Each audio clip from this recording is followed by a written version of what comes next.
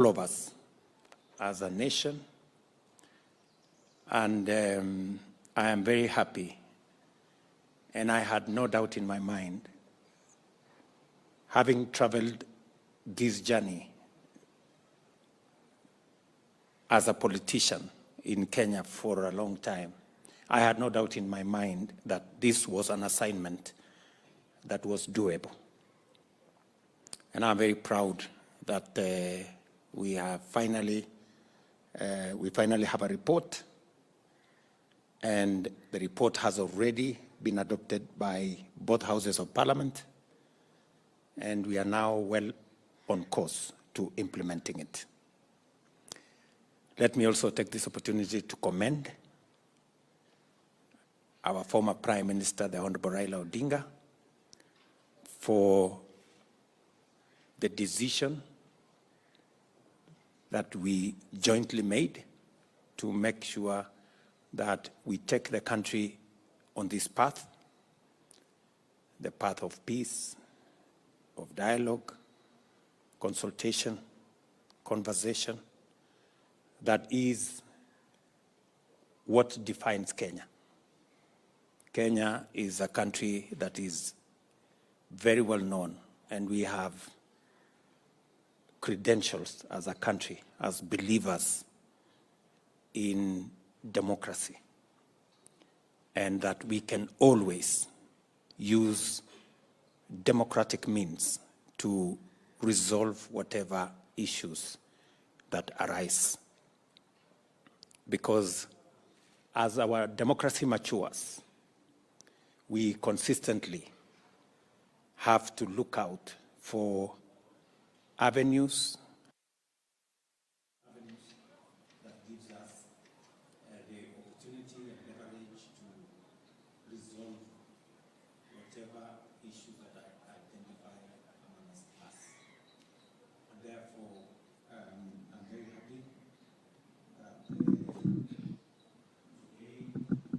what happened to us, and the teams managed to hammer out an agreement on many issues, actually most of the issues.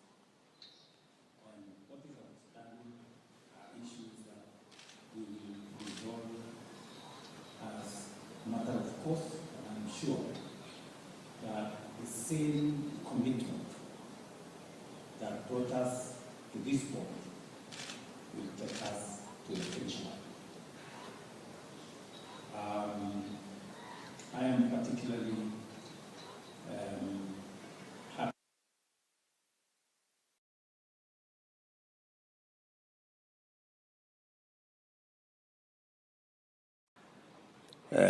of proposals, and we now have a joint proposal with a bill in Parliament. We also have agreed on the issues of the other proposal that's already in Parliament with a bill is ESCC. I hope you included Mambo Matatu.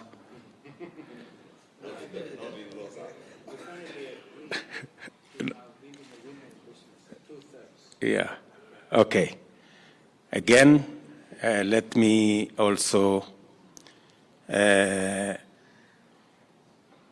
congratulate you on finding an agreement on the constitutional provision that will make NGCDF a constitutional imperative, so to speak.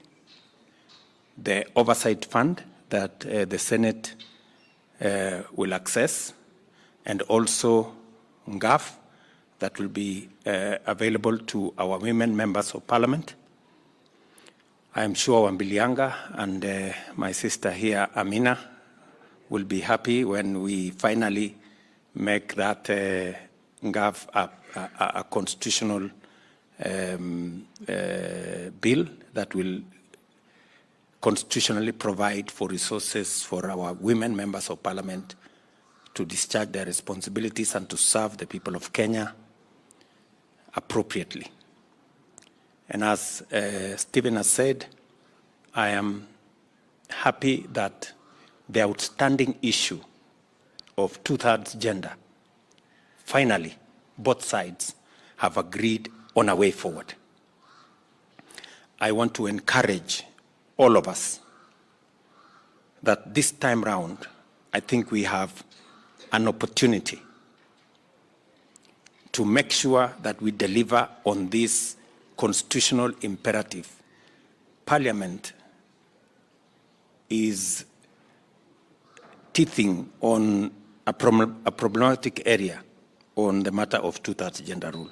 So hopefully we will be able this time round, and I am very confident that this time round we will get it right, and the women of Kenya will take their place of leadership appropriately in the Republic of Kenya, because we are all the poorer if women have not taken up their position in the leadership of Kenya. Today, I think, is a very important day. We are celebrating International Women's Day.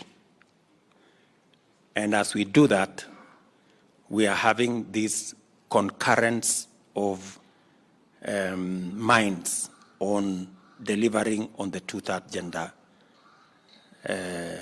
gender provision. So I hope, in honor of all our girls, our daughters, our wives, our mothers, and all the women of Kenya, we will be able to do this for us as a country.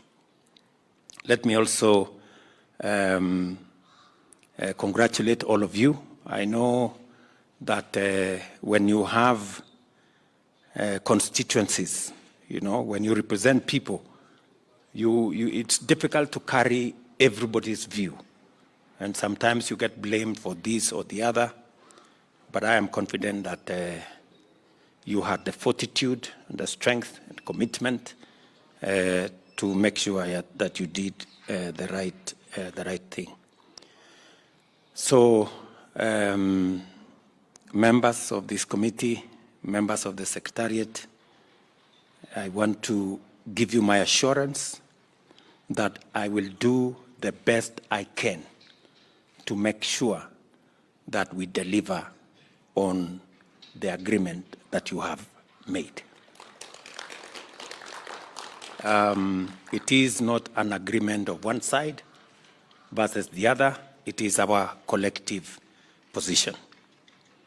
And we will mobilize members of parliament. We will mobilize every aspect of what is required so that we can deliver on this commitment. Let me give my commitment that I will do the best I can.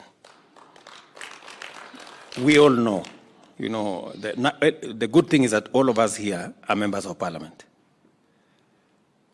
Have been members of parliament, let me put it correctly, have been members of parliament. And you know how parliament operates. Even on bills that I went out with my Kenya Kwanza people, we went out, we told people, we are going to run a program called housing. So when it comes to passing the bill on housing, the people you were with on the platform now come again and say, lakini sasa unajua, iko maneno. Then you ask them, but we promise the people. So those dynamics, we have to keep working at them.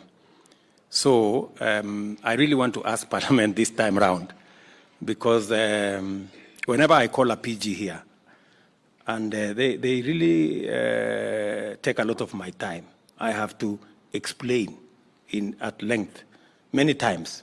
I have to repeat myself for us to forge an agreement. I promise to do the same over this report. And I really want to persuade our members of parliament from both sides of the House to work towards doing the best for Kenya. I ask also colleagues from the other side to also mobilize their teams and take time so that people understand why we are doing this.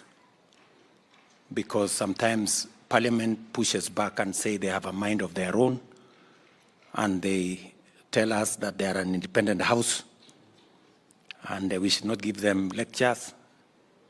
And I run into that all the time. But I'm sure this time round, knowing the magnitude of what we want to do, I want to ask members of Parliament to really consider working with us on this subject. Finally, let me commit to you, as I commit to the nation, that we will continue to do our best as a country to forge unity, peace, and so that we can drive the progress of Kenya, which leaves no citizen, no community, no side behind, that we will all move together. So thank you very much for the good job that you have done.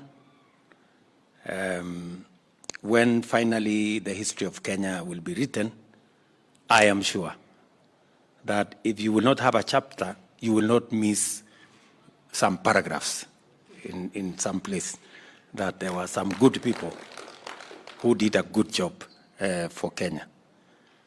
But when finally I write mine, surely you'll have a chapter.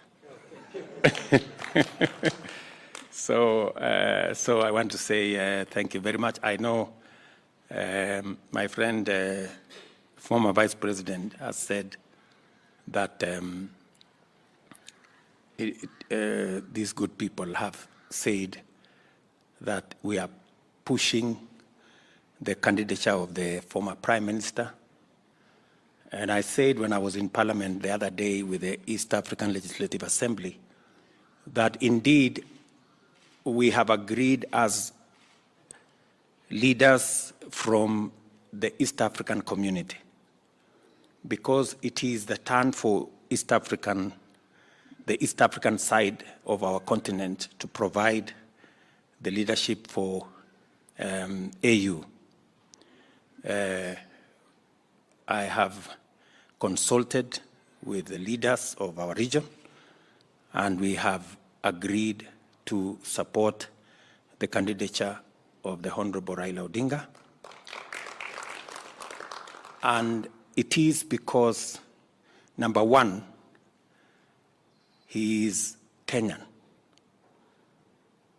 Number two, we believe he has the stature and the wherewithal to handle the affairs of that office.